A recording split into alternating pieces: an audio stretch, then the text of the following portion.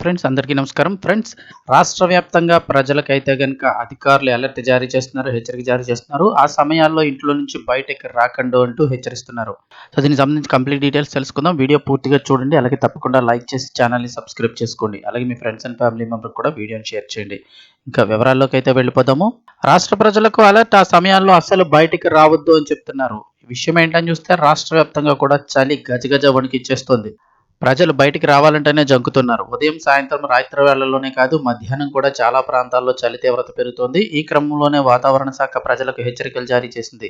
ఈ నెల వరకు కూడా అంటే జనవరి నెలంతా కూడా చలి తీవ్రత ఎక్కువగా ఉంటుందని చెప్తున్నారు. ఆ తర్వాత కాస్త తగ్గుముఖం పట్టే అవకాశం ఉందని అంచనా వేస్తున్నారు. ముఖ్యంగా పొగమంచు చాలా ప్రాంతాల్లో దట్టమైన పొగమంచు పేరుకొని పోవడం వల్ల ప్రయాణాలు చేసేవారు అత్యంత జాగ్రత్తగా ఉండాలని అయితే చెప్తూ ఉన్నారు. నిన్నటి రోజున పాడేరు అటువైపు ప్రాంతాల్లో అయితే కనుక 3.9 డిగ్రీలు అయితే నమోదైంది. ఇక ఈ నేపథ్యంలోని ఏపీలోని పలు జిల్లాల్లో కూడా దట్టమైన పొగమంచు కురుస్తూ ఉండడంతో వాతావరణ శాఖ మరోసారి కీలక హెచ్చరికలు జారీ చేసింది. ఏపీలోని అన్ని జిల్లాల్లో కూడా పొగమంచు ఎక్కువగా ఉండే అవకాశం ఉందని పేర్కొంది.